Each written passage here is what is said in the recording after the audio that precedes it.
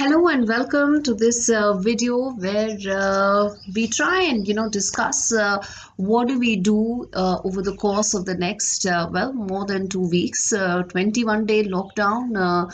Only 3 days have passed so far. Today is the fourth day, so there are a lot of concerns around health, around what do we do? Are we not taking care of our health? What do we eat right now, given the restrictions that are in place right now, with only so much food, basic essentials that are available? So over the course of the next couple of days, I'll try and get in as many videos and as many voices and experts to talk about what do we do in these times, and we'll take care of several issues one by one, whether it is health, fitness, dietary habits. What do we do about kids right now? What are their mental shapes, mental conditions right now, especially those kids who are slightly older? They suddenly had a break in their studies, were going through examinations. What about the younger lot? Like I have a young son, and they're now being forced to stay indoors. What do we do with them? So a whole host of issues I'll try and cover one by one over the course of the next still more than 2 weeks to go. So first things first, in this first episode of these conversations, we have with us a world-renowned dietitian, Dr. Shikha Sharma, in conversation with me to talk about, well, what do you do right now in terms of eating right? Too much of sedentary lifestyles we have right now, sitting at one place, staring in front of our computers, not stepping out, no physical activity. So what should we eat right now? And how do we make sure that we are still fit, healthy, mentally as well as physically? Okay, Dr. Sharma, thanks so much for speaking to me today as we try and wade through this uncertainty together. First things first, what would you like to say to all those who are watching this? Because at the end of the day, one needs some sort of assurance that physically, mentally, not only will be able to survive, we'll be able to maintain our balance, so to say. Yes. I think number one is it's very important to create a routine for oneself. Because when you normally when we are working, we have a routine. We have a schedule for the day. So the most important thing is create a routine for yourself and divide your time. That okay, this is what I'm going to do at this point or this time, because that way you will get into the rhythm. See, the mind needs a rhythm of doing stuff. Number one.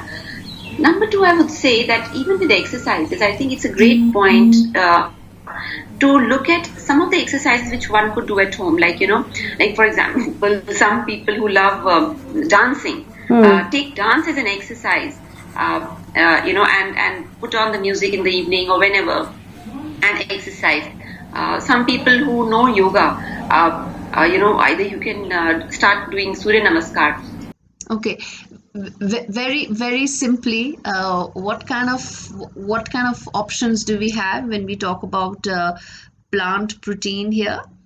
Now, diet, which obviously is the maximum, what I usually talk about is, in diet, it's very important not to have very starchy food. See, we are not really running around.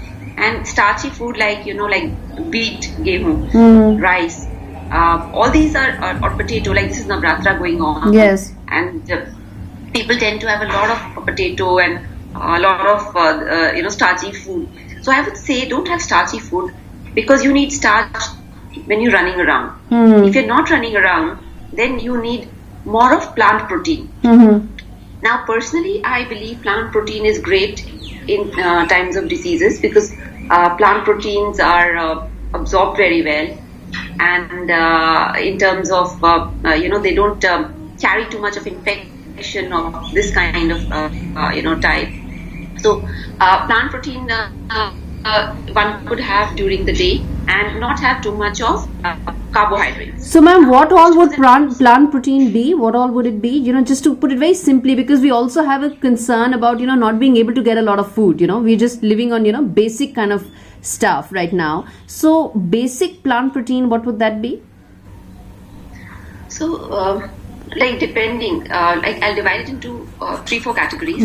First category of people who are trying to lose weight. For them, I think dals are very good because dals have a natural plant, all kind of dals. For people who are not trying to lose weight, paneer would be fine. Then milk would be fine, because milk and paneer actually increase weight. So I wouldn't suggest it for people who are trying to lose weight. Then the third kind, then you also have people who are little, for them, nuts like almonds and any kind of dry fruits would be wonderful. For people who are trying to lose weight, peanuts is very Okay. surprisingly. Peanuts is considered that, oh, if I eat peanut, I'm going to put on weight, but it's the opposite. Because if you're eating peanuts, you will not put on weight, and it's good for weight loss. Okay. Then, Dr. Sharma, what would you like to say about non-vegetarian food? There are a lot of concerns that a lot of people have. That is this the time to have non-vegetarian food? Stay completely vegetarian, given that there are all sorts of theories about the virus being spread originally from the open animal markets in China. So I'm a vegetarian, but a lot of people watching this are not, and I'm sure they would like a clarity on that.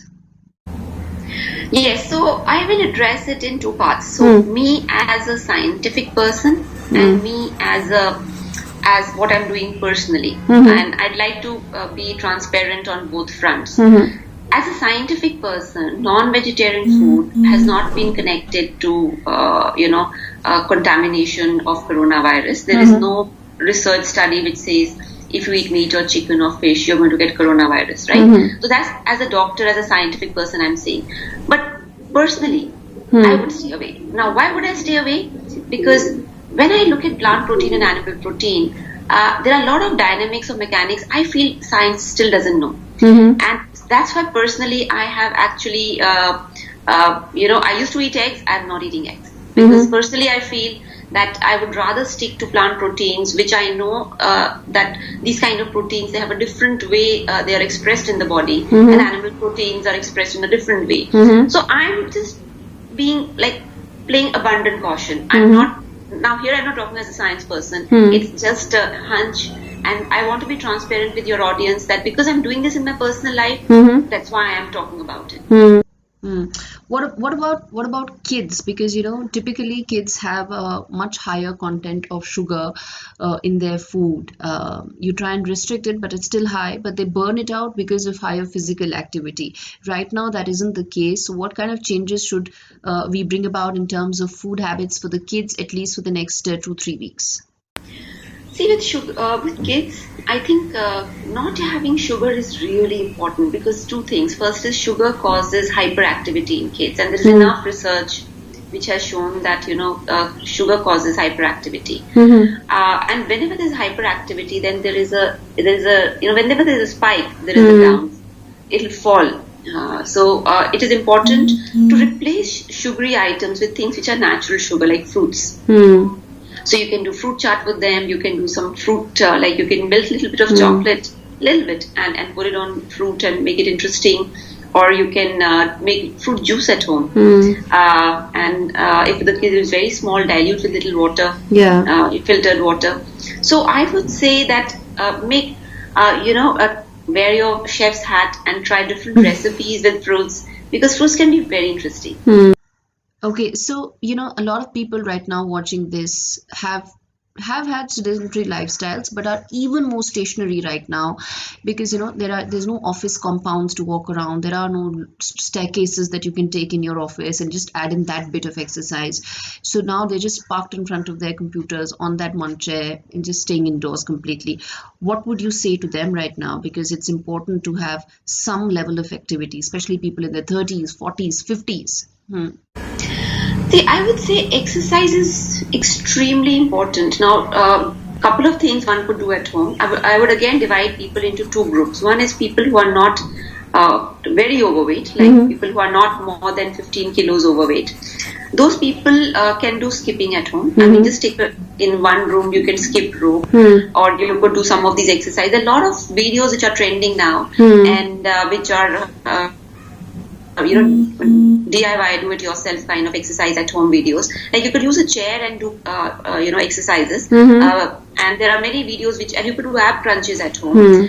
So those are very nice. Now for the people who are 15-20 kilos overweight, they cannot jump around so much. For them, I would say if there is any stairs, just take some little stairs and go up, go down, go up, go down, and divide your exercises into 3 parts. So that you don't get exhausted also, and you can do these exercises. Otherwise, I don't know if it's the most boring stuff to do. But if your maid is not coming, you just have to mop the floor. Just mop the floor, dust the floor, because there is that's something which will engage you, keep you busy, and have a very clean home. Yeah, so that's the best way of doing abs right now. So just to start mopping the floor. Okay, so I know you've mentioned that it's important to stay away from milk products if you're trying to lose weight, and if you want to lose weight, get in dals and others. But one quick tip that you would like to give to all those women who are worried sick right now, no gyms, no Pilates, no yoga instructors right now to help them wade through their fitness goals. One quick tip that you would like to give them. Only one tip which really will work wonders would be just have salads for dinner and see your weight drop. Okay, that's a great message. Salad for dinner, and if you're trying to lose weight, then stick to nuts, peanuts more, and less of milk products that you said. All right, Dr. Sharma, thanks so much for speaking to us, and I believe we'll probably have this conversation a week later as well, with more comments coming in from viewers as well. We'll take some questions from the viewers as well. But thank you so much for speaking to us, and let's all get past this together. Yes, stay healthy, stay safe. All right, Dr. Shikha Sharma, thanks so much for speaking to us. This is the first broad set of, guidance that Dr. Sharma is giving us, and I'm sure we'll have this conversation going forward as well. We'll keep continuing this because I believe this challenge and these challenging times for all of us will require more of hand-holding, and that's when we'll get more of experts like Dr. Sharma. Thanks much for watching this, and do send in your comments, queries, questions, and we'll try and get them answered by Dr. Sharma next time around.